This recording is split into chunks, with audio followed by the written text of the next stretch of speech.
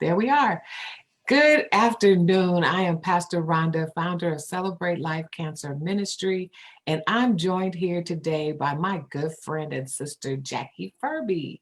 Hi, Jackie. Hi, Rhonda. Hi, Pastor Rhonda. Well, that just goes to show you know me. Yes, yes, yes. And for a long time. Mhm. Yes. So, Jackie, why don't you just go ahead and tell us your story? Oh, all right. Well, I like to say life is a journey, and I am on the journey. I am on a real journey in that I have been diagnosed with breast cancer 4 times. So, as I continue to share today, I'll start from the beginning. And if I say something that Pastor Rhonda wants to ask me about, say more about, or even less about, and move on, I can do that too. It all started, my cancer journey all started in 1986. I was working at the school district, and the afternoon, that afternoon when I came home from work, I sat down at the dining room table as I usually do, looking at the mail. And I don't know if it was an itch or just what, but I put my hand inside my shirt and rubbed under my left armpit and felt something like a knot.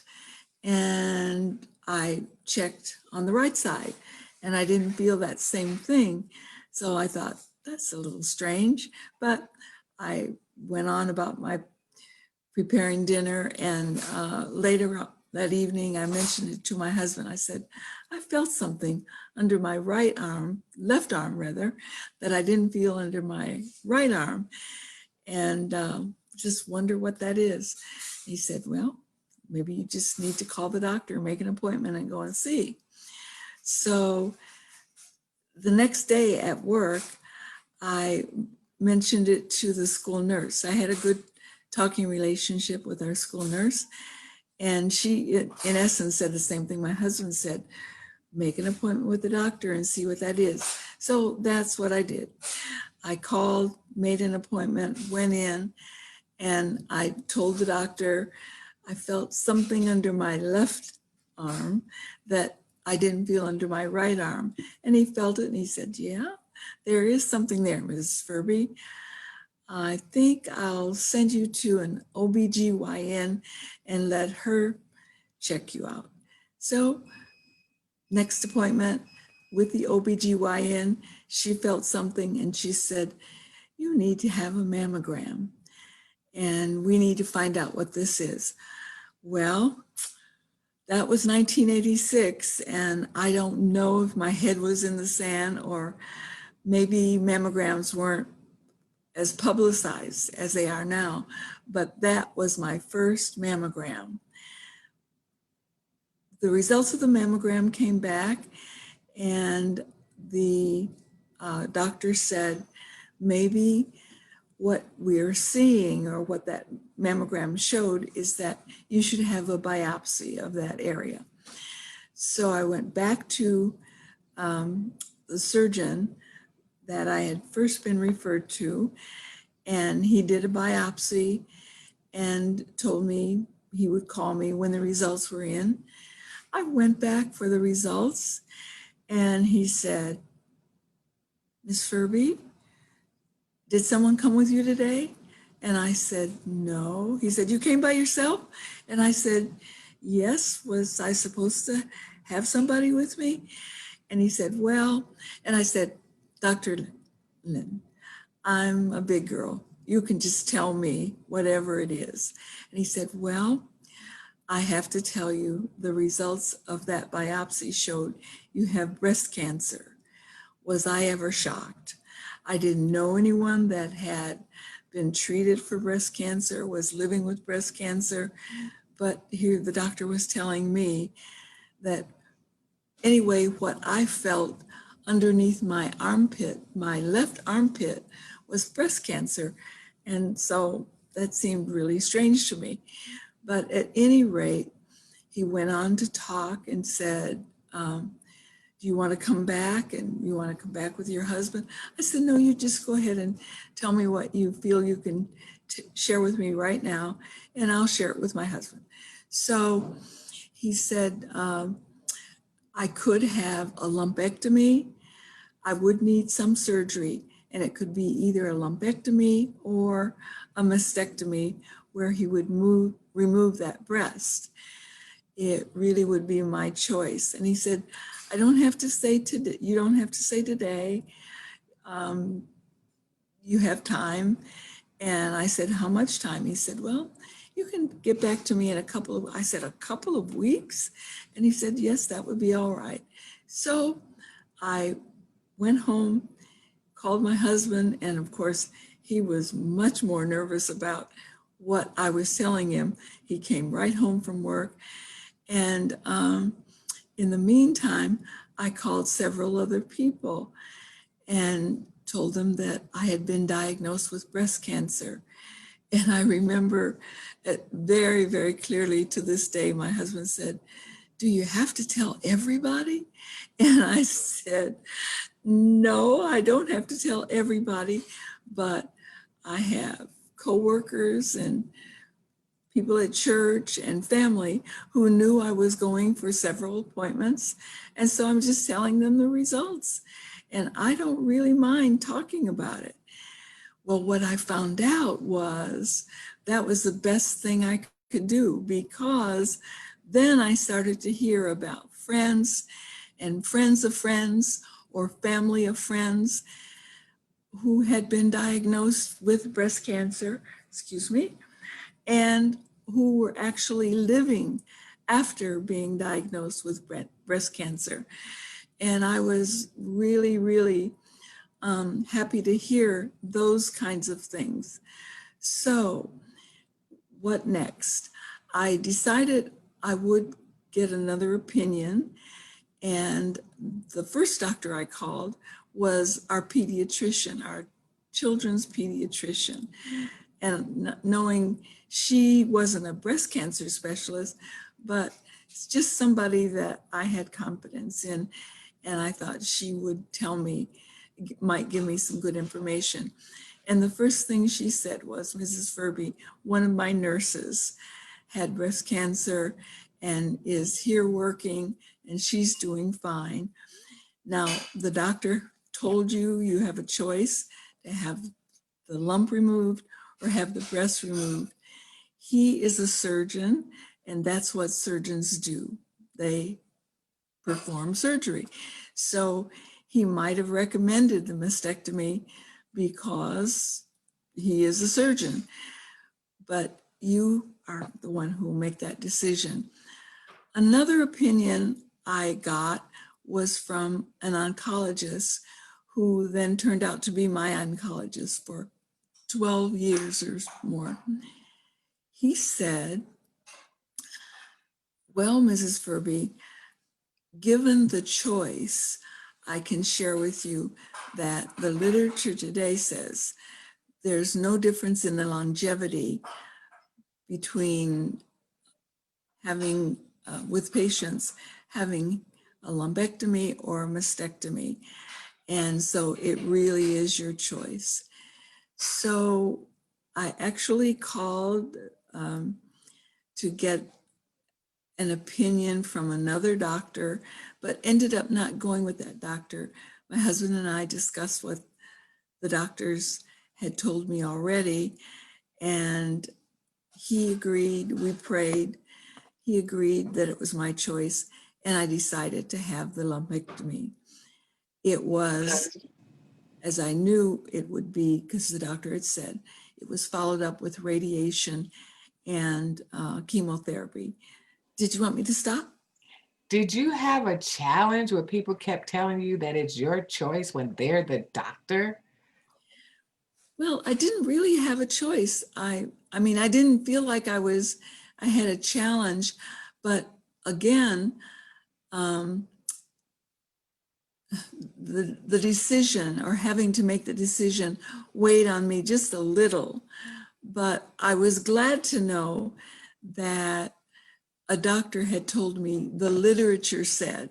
So I went with what the literature was saying at that time, that there was no difference in the longevity if whatever surgery a person had was going to be followed up with radiation and chemotherapy. And I had been told that. So I had the lumpectomy, recovered from that well, and then started the radiation. That was kind of a long process, but the doctor had said how many treatments I would have, and it was daily. I wasn't driving at the time, so I had good friends alternate taking me to my radiation appointments 5 days a week. It took me longer to get there than it did to actually get the radiation treatment. I think I might have been on the table. It just seemed like a few minutes, and then I was on my way back home again. But at any rate, I still have the little dots that they called markers at the time, where the radiation was given. The radiation went well. What I found as it went on, the weeks went on, because I think I went 6.5 weeks actually. And if I was not feeling well, or if I seemed like I was having a cold, I should call the radiation treatment center and miss that day. I did not really have to miss a day for one of those reasons, but we did want to go on a weekend trip. And he said, go on your weekend trip and we'll just add that day to the end. And he did, but that went well. Well, at the time I was on summer break, summer vacation. By the time it was time to go back to school, I had talked to my principal and he knew that I was in treatment. I even talked to the school nurse and she said, "You're ready to come back to work. Just know that if you're not feeling well, you can come and lie down here anytime and it'll be understood." But that never had to happen. By the time I went back to work in September, I actually was able to drive myself, and that was fine. I would leave work, go for my radiation, and come home. And after getting home, I would just rest. So when I finished the radiation, I knew it was time for the chemotherapy. And that was a challenge because I really didn't know how I was going to feel. I was going to have it like once a week for 2 weeks and then 3 weeks off. The routine was something like that. And so the doctor said he could arrange to give it to me on a Friday. And that's what I did. I had my radiation on Friday, came home, went straight to the bedroom, rested for the weekend, and went back to work on Monday.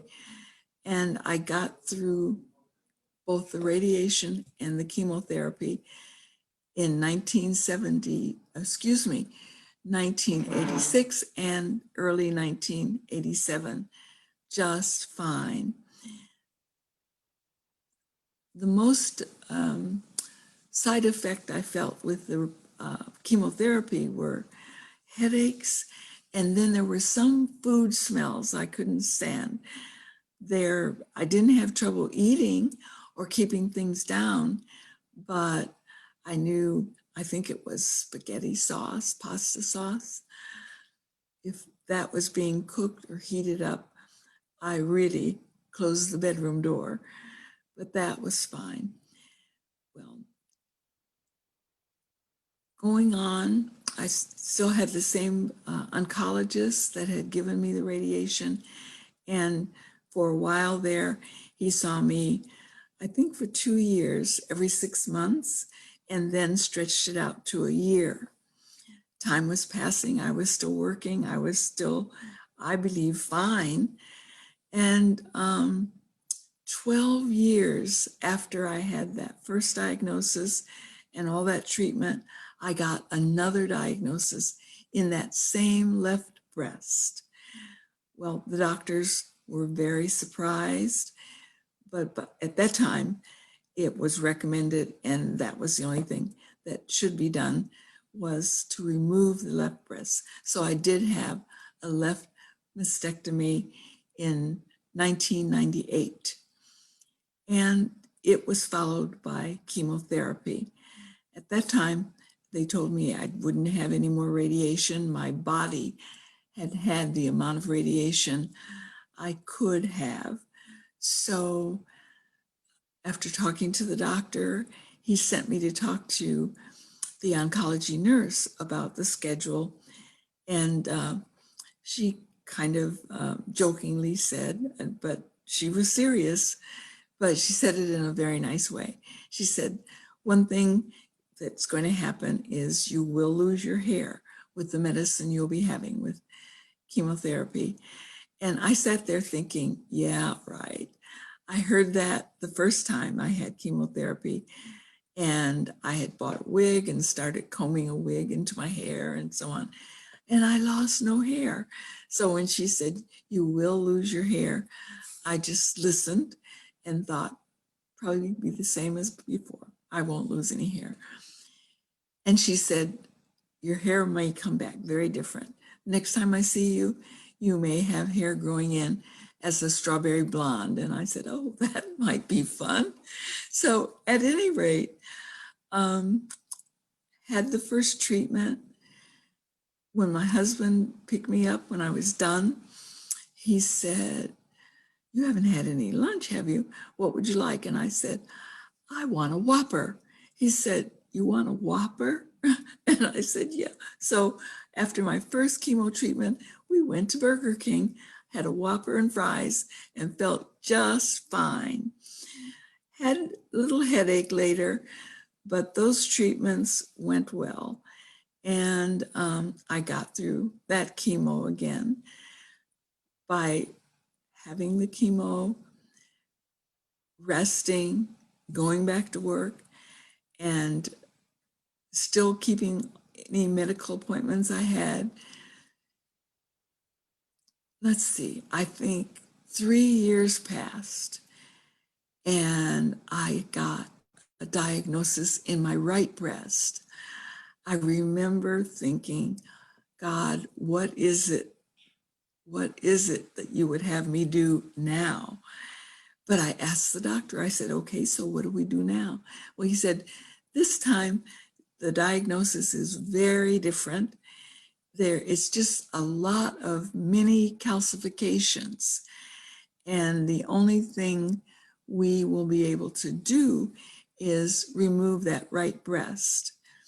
So I had a right mastectomy. That was then my third diagnosis. Before I got the right breast removed, I had chosen not to have reconstructive surgery. And I met a lady, actually one of the teachers on the staff that I was, a school where I was working, who was a breast cancer survivor.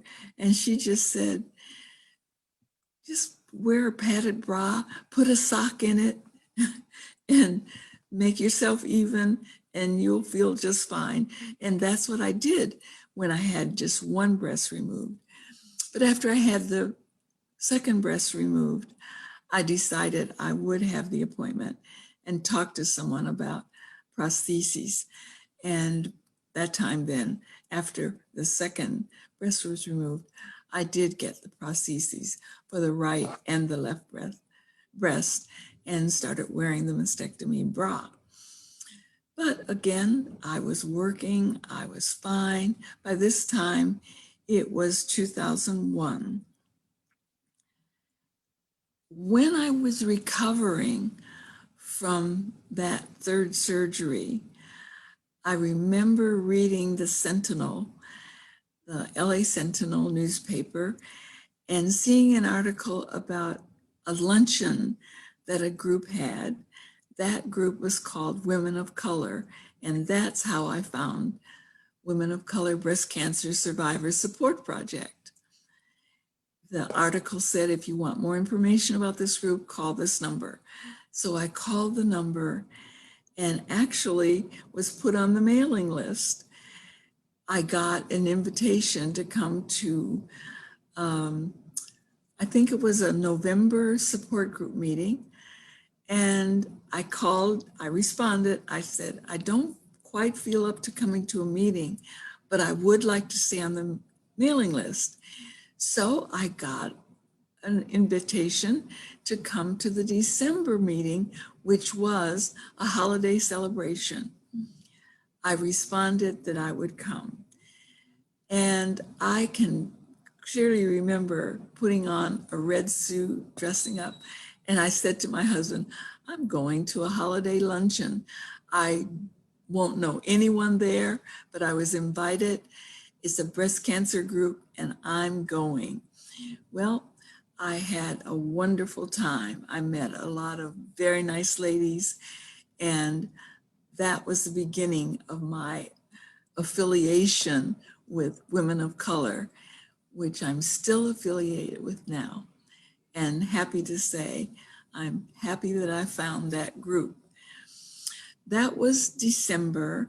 So I actually didn't go to a Women of Color meeting until January. By this time, it was January 2002. I had met ladies at that December luncheon, saw some of them again at the meeting, the first meeting I went to, and it's been a wonderful, wonderful relationship that I found with Women of Color. I started being active on the outreach committee, where I talked to other people who were either newly diagnosed or were continuing being a breast cancer survivor to find out how they were. I did breast cancer walks. One of the first and the one that I did the longest was Revlon Run Walk. And that was something I'll always remember. I still have t-shirts and hats from those walks. And also, that's where I started collecting pins, like the pin you see me wearing. I really would go to different booths and find different breast cancer pins. With Women of Color, I had the opportunity to go to Sacramento and also Washington, D.C. for advocacy training. And there I met women from all across the country and even England and Africa who were, as I was, training to be advocates for breast cancer. Continued working, continued doing things with Women of Color, but then I retired from the school district. And after retiring, it gave me more time, more opportunities to do things with and for women of color. So one of my favorite things was doing the Each One Teach One sessions, where another survivor and I would go to groups. We went to churches, work sites. I even went to schools and talked to parents, and eventually talked to some of the health classes about breast cancer awareness. And our main message was early detection is the key to long survival. And I believe that's what happened in my case. In every case, it was detected early, it was taken care of. So that would be the second part of my message. Finding out you have breast cancer, just know getting a diagnosis for breast cancer is not a death sentence, but you have to act on that information. You have to do something with the information that you've just been given. And that's what I always did. Early on, I said from 1986, I was not a part of a support group, but I really want to say how important I feel it is to be a part of a support group.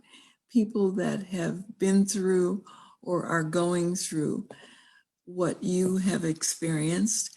And even though your family, even though you have good friends that are very supportive, talking with people, and most were ladies, of course, who have experienced the same thing as you, really, really makes a difference. And so I would urge anyone to be a part of a support group. Well, life goes on. As I said, life is a journey, and I was continuing on my life's journey, being active with the support group, being active in church, and fell in love with the Sparks, the LA Sparks. And so my husband, son, and I became, let's see, seasons ticket holders. I couldn't think of it for a moment. But we went to a lot of Sparks games at the Staples Center. Well, in 2017, we were at a Sunday afternoon game. We had just arrived, hadn't decided what we were going to do for lunch. And so I told my husband, we'll just stay here, my son and I, and you go and get us pretzels, and we'll decide what we're going to eat later. So while I was standing there, I told my son, continue staying here, wait for Dad, and tell him I went to the bathroom. I never made it to the bathroom. I collapsed, I was told, at the bathroom entrance. And when I came to, people were standing over me. What happened? I didn't feel anything. I didn't stumble, but the paramedics picked me up and took me to an area. I was lying there looking for my husband, but at any rate, I could see him and my son out of the corner of my eye. And they told me, don't move much because you hit your head very hard. It's bleeding. We need to transport you. I said, transport me where? I came for a Sparks game. He had asked me, did I know where I was? I said, yes, I'm here for a Sparks game. But at any rate, they took me to a hospital. The nearest was California Hospital. And when at emergency, they did a number of tests and everything came back negative. They told me that I would be transported to a Kaiser facility. They knew I was a Kaiser patient. So they said all of the test results would be sent and they would do follow-up. But they needed to stitch the place in my head. So I had 7 sutures, the back of my head. Really must have hit the floor hard. Anyway, that night at Kaiser, a doctor said they saw all of the negative results, but there was one test they were somewhat concerned about. There was something showing on my right lung, and they wanted to do further tests the next day. So they wanted to biopsy that right lung, but then decided not to do it there while I was in the hospital. They said they would do it as an outpatient. And what they were concerned about, I found out, was that it was a very small amount of fluid on that right lung, and they were concerned about the possibility of damaging my lung. When I did get a referral to a specialist that did a biopsy, I was called by my oncologist at Kaiser, and my husband and I went in, and she said they found that I had breast cancer, or that my breast cancer actually had metastasized to my right lung. Well, that was all new language to me. Metastasize. I didn't know what that meant. But also, I wanted to be assured that it wasn't lung cancer. And they said, no, it's not lung cancer. They knew that it was metastatic breast cancer. And she decided I would be on a medication that treated metastatic breast cancer. That medicine, which I still to this day see on advertised on TV as a very, very good medicine for metastatic breast cancer patients. That medicine is Ibrance. Well, turns out, as with other things, I am sure that medicine was not for me. Everybody can't take the same medication, because what it did for me was greatly reduced my blood counts, my platelet counts, and to the degree that the doctor was concerned, she took me off of the Ibrance for a while. And she said, if and when we do put you back on this as your form of treatment, you will get a lesser dosage. And so when I did go back on the Ibrance, the lessened milligram dosage, it still did the same, lowered my blood counts, lowered my platelet counts. They were concerned, so they took me off of it completely, and eventually tried another medication, but it did the same. I needed to go to the lab twice a week because they were very concerned about my blood counts. That twice a week was wearing on me, but I did it and was always anxious to know if there was any change in my count, and the changes continued to go down. So then the doctor eventually, well, in the meantime, my oncologist, who had been my oncologist for 15 years, told me she was retiring. I said, oh no, you can't leave me. You can't. But of course, I know people have to retire. I had retired. So at any rate, she had introduced me to the oncologist that would take over my treatment. And I love my oncologist. I'm so happy that I got to meet him early on.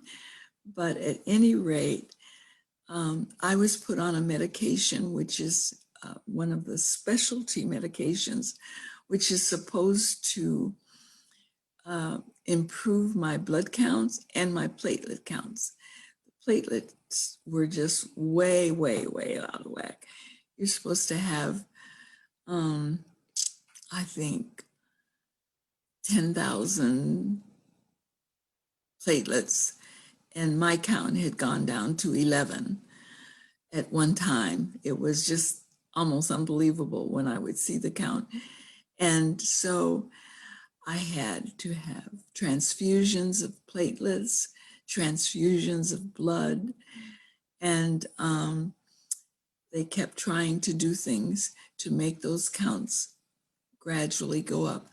So from 2017, early 2018, I would say, I started on this medication called Promacta, and I have to definitely have a new blood lab work done, and they determine what level of Promacta I can take, and it is shipped to me from San Francisco on a monthly basis. And gradually, my counts have gone up. I'm still not in a totally normal range of my hemoglobin, red count, white count, and my platelets, but much closer to a normal or standard range, they call it. I guess my body's just not standard or normal, but I'm still here. I am still here. And I continue to say, it's not over until God says it's over. God has seen me through a lot and is continuing to see me through. Well, Jackie, you go through this whole journey, and I've even seen you. I remember talking to you once, and you're like, "Well, I'm metastatic now." I said, "Yeah, but it's not over." And you're like, "It absolutely is not." And your personality remains just as peaceful and just as calm, and that is so encouraging to see someone, that is metastatic to handle their life like that. Well, I I would have concerns, and I did at one point decide to contact City of Hope and see if something else might be done or should be done. And when I called City of Hope, I said what my diagnosis had been, what medication I had been on, and where I was um, after not being able to take the Ibrance. I was told the first thing I needed to do was contact Kaiser and get referred there. And then if Kaiser did not refer me, would I still want to come and pay out of pocket? And I said, oh, yes, I want to do this. And so I did talk to my primary doctor. And I think maybe the position that Kaiser is in is that if there is something that they can treat you for, they didn't see the need to refer me anyplace else. And so I kept the appointment, or I did make an appointment for a second opinion with City of Hope. In the meantime, my oncologist scheduled me for a bone scan, and it was to be on like a Friday, and I was to go to City of Hope that following Monday. And when the person from City of Hope called, just checking to see if I was going to keep the appointment on Monday, I said, sure, I was still planning to be there. I said, oh, but by the way, I'm glad you called, because in the meantime, my oncologist has scheduled for me to get a bone scan. What should I do about that? And I was told, you continue doing everything that your oncologist that you're seeing now is telling you to do. And oh, by the way, she said, just recently, City of Hope got on the same line as Kaiser's and other hospitals. So the doctors that you see here at City of Hope will have reviewed all of your records from Kaiser. And I thought, wow, I was amazed, and all the more determined then to keep that appointment. And I could tell when my husband and I were talking with an oncologist there at City of Hope that she was actually reviewing my records from Kaiser, all of the treatments I had had. And the bottom line was, she said she had no further recommendation. She wouldn't have changed anything that the doctors at Kaiser had done with me and for me. And that was what I needed to hear. I needed to hear some assurance that they didn't just give me the wrong medicine and something else was better or something. So anyway, I'm still on my journey. I am taking chemotherapy in tablet form. And I do recall when I asked the doctor, how long will I be taking this medicine? He said, Mrs. Furby, as long as it works.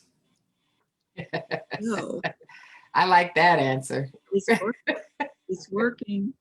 Amen. Amen. So, how did you come in touch with Celebrate Life? We must have attended something together. I really can't say, but I met you and I was glad I had met you. And I was put on your mailing list. And so we're still connected. We are still connected. Hmm. And I love it. Awesome. Well, Jackie, before we end, is there anything you would like to say before we go? The same message that I would give um, and emphasize when I did all of those Each One Teach Ones and we talk at health fairs, we would say early detection is the key to longer survival, because I'm here for a reason. I mean, some people are discouraged because they have a relative or they had a friend who was diagnosed with breast cancer and that person or that family member is no longer with us. Well, I can't say, of course, for what reason that happened, but we do know that the survival rate is longer when people are diagnosed and treated sooner. Yes. So don't ignore a message, don't ignore a recommendation. Get a second opinion if you'd like to, or possibly even a third opinion, but do something. You must do something. Awesome. Well, Jackie, again, it has been great to have you here with us today. Thank you for sharing your story. I'm sure that this will be an encouragement to others. I have often been able to tell people that I know people who are metastatic and still living a great life. And you are truly an example of that. Thank you. I went to a conference that was co-sponsored by City of Hope and Coleman 2 years ago, and they had several different panels, but one of the panels had three ladies, and one was a 15-year metastatic um, thriver, we call ourselves. Was I ever happy to have met that lady? And I made a point of talking to her after that panel discussion. Yes, I think I know that lady, and she is awesome. Okay. Okay. So again, thank you so much. And I am Pastor Rhonda, founder of Celebrate Life Cancer Ministry.